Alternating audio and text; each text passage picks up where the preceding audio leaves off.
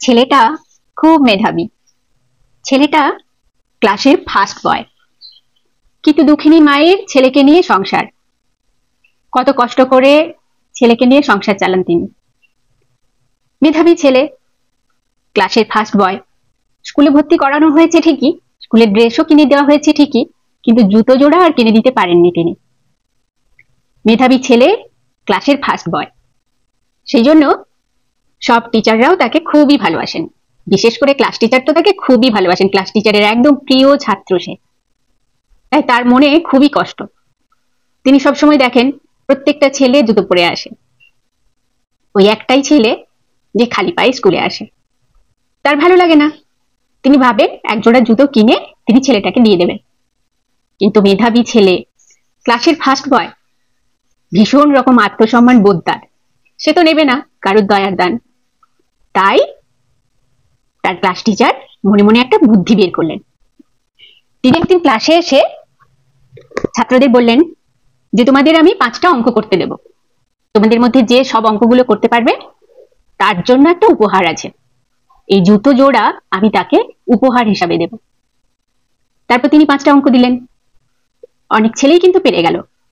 তখন তিনি কি করবেন? তিনি তো তার প্রিয় ছাত্রকেই দিতে চাইছেন জুতো জোড়াটা, কিন্তু অনেকগুলো ছেলেই ওই 5টা অঙ্ক করে ফেলেছে। তখন তিনি ঠিক করলেন, সবাইকে বললেন তোমাদের নামগুলো লিখে তোমরা জমা দাও, আমি লটারি করব।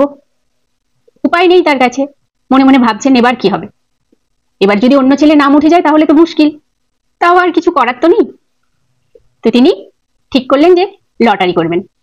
একটা বাক্সের মধ্যে করে সব ছেলেরা তাদের নাম লিখে জমা দিয়ে দিল। তারপর তিনি হাত দিয়ে সেটা উলট পালট করে তারপরে একটা কাগজ তুললেন, খুললেন।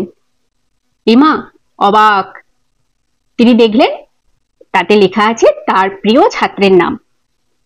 খুব খুশি হলেন, কিন্তু অবাক হলেন, বাহ, ভগবানও তাহলে চান যে ছেলেটা ওই জুতো জোড়াটা পেয়ে যাক।